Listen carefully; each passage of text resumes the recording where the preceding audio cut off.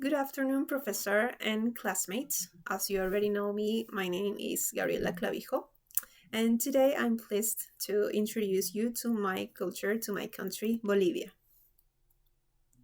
So, Bolivia is a country located in the middle of South America. It's called the heart of South America. It is right next to its neighbors Brazil, Paraguay, Argentina, Chile, and Peru. Bolivia is organized in nine departments.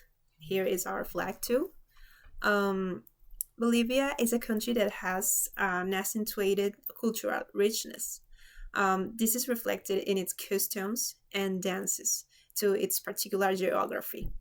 It has a diversity of landscapes and climates as it is located between the Andean region, I mean the Andes Mountains, and the Amazon rainforest. So this also leads to a diversity of ethnicities, types of folklore, and so on. As a summary, we can mention these three large areas or regions. Here we have the Andean region, the Sub-Andean region, or the region of valleys, and the largest region, which is called the Plains region. So let's start with the Andean region. The Andean region is at an average of 3,500 meters above sea level. It has, as you can see, cold climate, high mountains, deserts, salt flats, and dances such as caporal, which is this. Let me show you.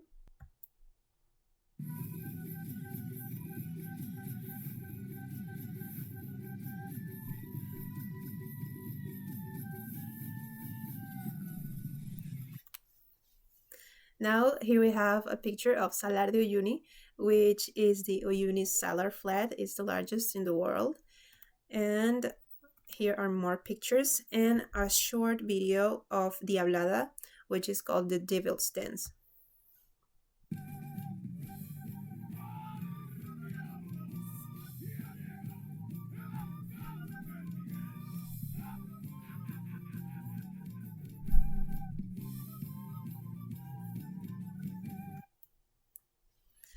So now we have the valleys region.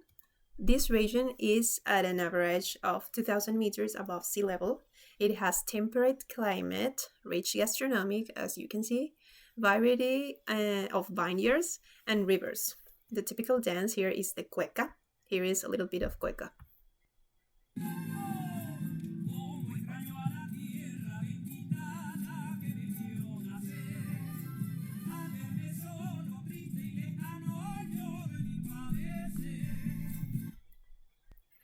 So the last region is Plains region. It has an average of only 200 meters above sea level. This region has both warm, dry, and a warm, humid climate. The dry one is called Chaco, and here the people dance chacarera.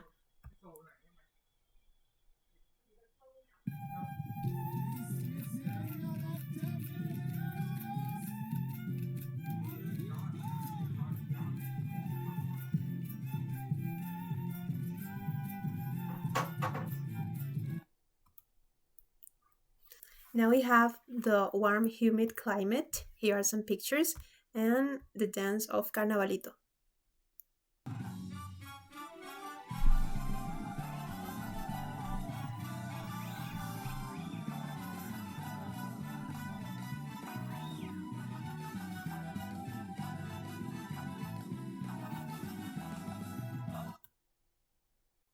Well, culture. It can be said that in Bolivia, the culture was collective first.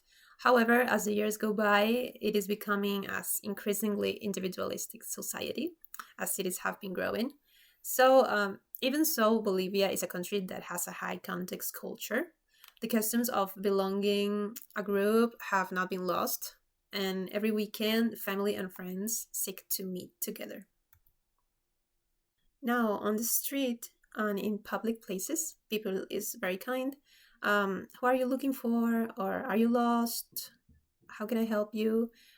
There are some questions that can be asked to help you. On the other hand, generally in Bolivia, we talk about our feelings and thoughts with close family members. best friends, with church members, or even with priests. But at the same time, as you can see here, it is common to talk with someone you just have met. For example, occasionally in line, just to have a topic of conversation. People usually talk about the situation, and in my region, usually the talk progresses to the individual's life. For example, they turn out to be talking about their family, and maybe if in the conversation they just have things in common, or there are something like advantages of that talk, they just uh, exchange phone numbers, and that's the way that contacts are made. Now, physical contact in public is quite accepted and normal. Seeing friends hugging, seeing a couple holding hands or giving each other a little kiss while waiting for the bus, for example, or seeing older people walking with someone, these are just examples to mention. It is also common for everyone to greet each other with a kiss on the cheek, with the exception of the greeting between men, which is always a handshake. And in the corporate world, a firm handshake is also widely used, regardless of whether if it's between men, women, or mixed. Often, depending on the level of trust, it can be accompanied by a pat on the back or a hug. So I don't think physical contact in public is bad. I find it natural and even healthy to build relationships. So of course there are always limits as long as the person, doesn't feel like uncomfortable with the situation. Now, in relation to disrespect, in my culture, showing disrespect to a person means to attack them. This can be done verbally, physically, or with our attitude. For example, pushing, insulting, or denigrating them. I think that although some cultures are some sensitive than others in terms of feeling offended, in general, they all consider this type of actions as a lack of respect towards the others. Power. Bolivia has a culture that accepts or tolerates inequalities of power within society. For that reason, we can say that it has a high power distance culture. Bolivia also has a democratic model for electing its leaders, but unfortunately, there's a lot of fraud and corruption, which is why there has been a political crisis since 2019. Now, talking about the position of people towards their authorities, we can mention that in general, people in Bolivia do question their boss decision, but most do not discuss with them because their priority is to, keep their job. And they want to avoid any kind of trouble that may result for talking or for discussing. But personally, I don't think this should happen. A leader must be able to hear opinions and new ideas from his employees, must create confidence, and also, while each individual person is responsible for their actions, the leader must accompany each one of the team and be attentive to guide them. Language and religion. So, English is not the Bolivians' first language. In Bolivia, the first language is Spanish. There are also other minority languages such as Quechua, Aymara, and Guarani, but they are only spoken by indigenous people in the provinces. On the other hand, in Bolivia, 78% of the population is Catholic. It is a holiday on religious feast days such as Good Friday or Corpus Christi, and the corresponding masses and celebrations are held in the main square or in the stadium. For me, it is important to belong a group because as humans we need to identify with something. It is necessary to be in community to support and encourage each other when someone is going through a bad moment. In this way, the road is more bearable. Now, talking a little bit of my family and my background, I was born and raised in Santa Cruz. Here, people is very warm and hospitable, cheerful and hardworking too. People always greet each other on the street, and there is generally an air of respect and friendliness. As Santa Cruz belongs to the plains area, it is mainly dedicated to livestock and agriculture. Most of the food is grown here, and cattle are produced for the rest of the country as well as for export. Most Bolivians live here in Santa Cruz since it is the largest and most economically active city. Well, I have a family of four: mom, dad, my brother, and I. I can say that we are quite attached to my grandparents on my mom's side, who are practically the ones who raised us since we were children, while my parents were studying and working at the same time.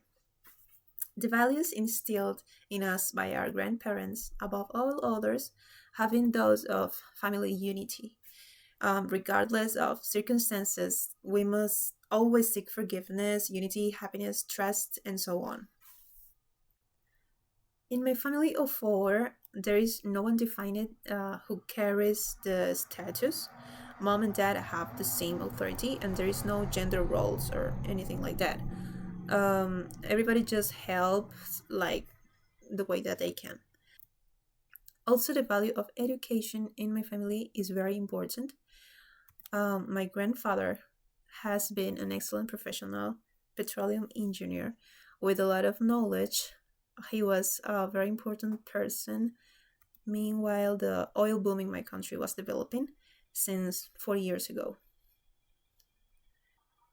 As for me, when I finished high school, I decided to study chemical engineering because I have always loved science. Um, I have always loved, doing experiments and appreciating the different transformation of matter. So I finished my degree and was able to work in what I liked so much, um, as a water laboratory analyst. Sorry. In this job, I really liked the environmental branch and saw how my career could alleviate the pollution to the environment. Then I migrated to another job where, apart from laboratory analysis, we also performed chemical treatment to industrial machinery to protect production and increase its efficiency while reducing the environment impact, of course.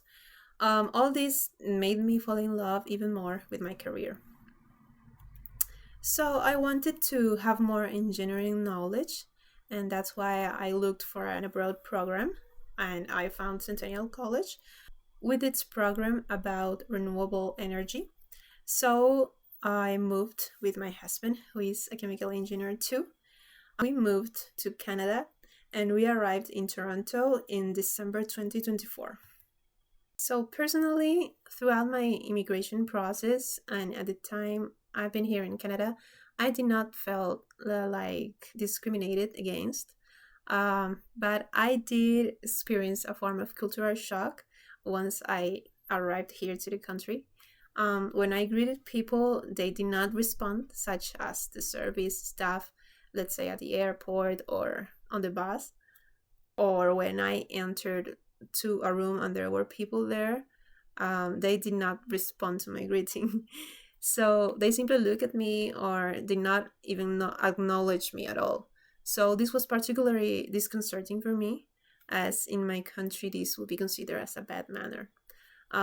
Indeed, many are annoyed with this situation, specifically the older ones.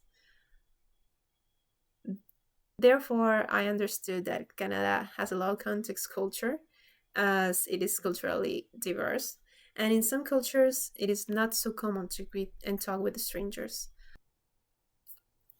Honestly, I think that adjusting to a new culture will be difficult for me, but at the same time, I think that humans have the ability to adapt to everything in life, and in the end, everything can be achieved with perseverance, patience, attitude, and hard work. So, along the way, we are confronted with experiences that make us stronger and wiser. So, I think that in the end, each migrant will have his own customs worldwide, how emotions are managed, in short, his own culture. So, no doubt that moving from one country to another where the culture is very different is a real challenge to take on, an interesting challenge. So, I think I will learn a lot and will have a really good story to tell after. So I hope that through this whole presentation, you've got a new perspective on my country, on my culture. And thank you very much for your attention.